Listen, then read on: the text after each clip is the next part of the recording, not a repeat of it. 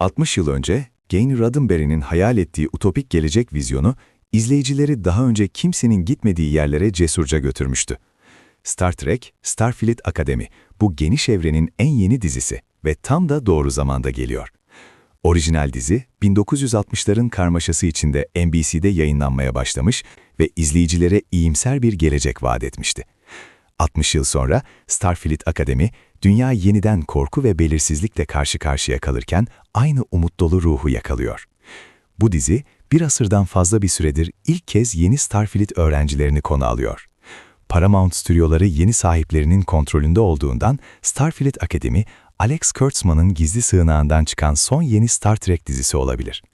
Bu dizi, üretken yapımcının denetlediği 3. dalga dizilerinin ilki olan Discovery'nin manevi bir devamı niteliğinde.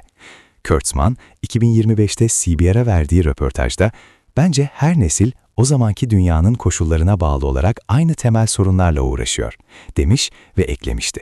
Star Trek her zaman kendini o ana yansıtan bir ayna olmuştur. Starfleet Akademi hem yeni hem de eski hayranlara, hatta modern Star Trek'ten hayal kırıklığına uğramış Trekkers'lara bile hitap eden bu devam eden misyonun bir parçası.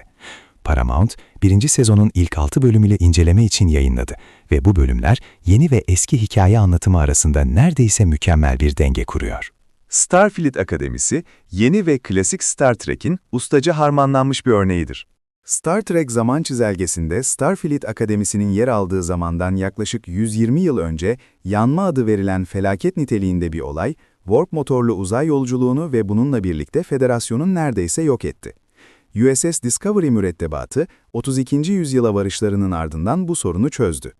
İlk bölümler bu karanlık günden sonraki ilk akademi sınıfını konu alarak bu olaydan kısa bir süre sonra başlıyor. Dolayısıyla dizi, Starfleet'e olan galaksi güvenini yeniden kazanmak kadar öğrencilerin filoda subaylığa yükselme yolculuğunu da konu alıyor. Roddenberry, Star Trek'i The Next Generation ile televizyona geri getirdiğinde, yeni karakterler 1960'lardan bu yana toplumun ahlaki ve entelektüel ilerlemesini yansıtıyordu. Ne yazık ki Star Trek dizilerinin 3. dalgası, toplumsal gerileme ve kurumsal güvensizliğin yaşandığı 2017 yılında geldi. Bu durum, Discovery'nin veya Picard'ın ilk sezonlarının karanlık havasını kesinlikle etkiledi ve bazı hayranların bu dizilerin Star Trek gibi hissettirmediğini iddia etmesine yol açtı. Starfleet Akademisi, modern çağa bir ayna görevi görmeye devam ederken, aynı zamanda karakterlere ve izleyicilere mücadelenin bizi yıldızlara götürdüğünü öğretiyor. Kadroda yeni karakterler ve uzaylı türleri yer alırken, Discovery'den tanıdık yüzler ve Star Trek Voyager'dan Doktor da onlara katılıyor. İlk bölümler boyunca evrenin geçmişiyle bolca bağlantı kuruluyor. Hatta bir bölümde hayranların çeyrek asır sonra bile hala üzerinde düşündüğü Deep Space Nine karakteriyle ilgili bir soruya değiniliyor. Yine de tüm bu miras unsurları yeni karakterlerin hikayelerine olduğu kadar hayran kitlesine de hizmet ediyor. Modern çağı sevenler sevdikleri şeylerden daha fazlasını alacaklar ve Starfleet Akademi sevmeyenlere kötü Star Trek'in çaresinin daha fazla Star Trek hikayesi olduğunu hatırlatıyor. Starfleet Akademisi, Star Trek'in yeni neslini başlatıyor. Orijinal seri sona erdikten 10 yıl sonra Star Trek'in yeni nesli ilk filmle başladı. TNG ve daha sonra Discovery ve diğer 3. dalga dizileriyle yeni nesiller ortaya çıktı. Genç Yıldız Filosu Akademisi kadrosu bu geleneği sürdürüyor. Ancak geçmiş diziler ve filmlerin aksine Roddenberry'nin evrenine tamamen şekillenmiş olarak gelmiyorlar. Bu dizinin asıl amacı, alaycıların, saf gençlerin ve hatta eğitmenlerinin Enterprise, Defiant ve diğer ikonik isimli gemilerde görev yapan ideal kahramanlara nasıl dönüştüklerini göstermektir. 24. yüzyıldaki karakterler Roddenberry kalıbına tamam olarak uyarken, 32. yüzyıl daha çok orijinal seri dönemini yansıtıyor.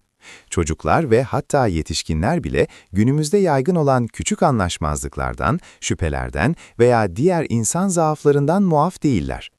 Yıldız Filosu Akademisi bu tür sorunlarla başa çıkmak için benzersiz bir konumda. Çünkü bu kurum içindekileri kendilerinin daha iyi versiyonları haline getirmek için var.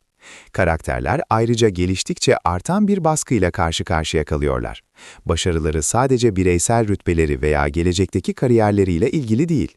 Aksine, galaksi onlardan Yıldız Filosu'nun değerlerinin mükemmel olmayan bir gelecekte de yeri olduğunu kanıtlamalarını bekliyor. Yine de yanık bile Star Trek'in temel ideallerinden birini, özellikle de bir zamanlar düşman olanların daha büyük galaktik topluluğun bir parçası haline gelmesini engelleyemedi.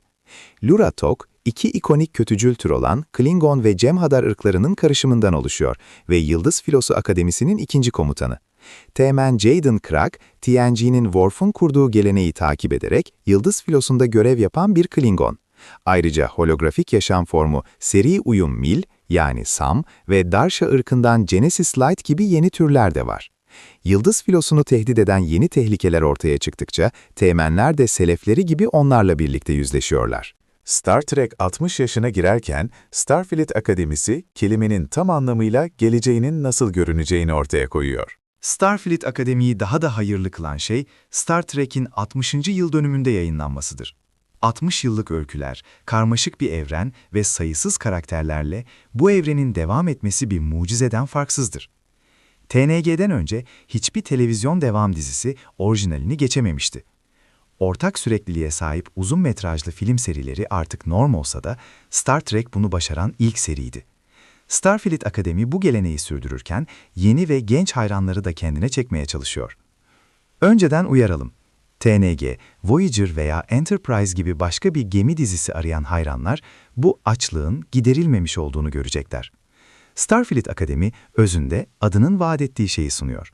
Bu henüz Kirk, Picard, Sisko veya Janeway gibi kahraman olmayan bir grup genç yetişkin hakkında bir dizi.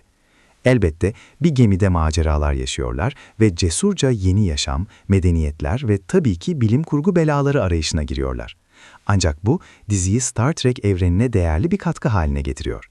Diğer dizilerde bulunan tanıdık temalar ve hatta hikaye yapıları mevcut. Yine de bunlar yepyeni karakterler ve yeni bir tür macera. En iyi haliyle Starfleet Akademi hem sıkı Star Trek hayranlarının dikkatini çekebilen hem de lazer silahını warp motoruyla ayırt edemeyen izleyicilere hitap edebilen bir dizi. 60 yıllık hikaye anlatımının sadece yüzeyini kazıdığı kadar geniş bir evrende yeni bir anlatı rotası çizmeye devam ediyor. TNG gibi halı kaplı gemi zeminleri ve tulum üniformalarıyla kendine özgü bir görünüme ve havaya sahip. Ancak dekorun, sinematik görsel efektlerin ve gençlere yönelik dramanın ötesinde TOS, DS9 ve Prodigy'yi aynı kozmik dokunun parçası yapan o geçici şeyi içeriyor. Paramount'taki sahiplik değişikliği ve Alex Kurtzman'ın Star Trek'in başındaki görev süresinin olası sonu nedeniyle bu yeni Star Trek dizisi çoktan ölmüş olabilir.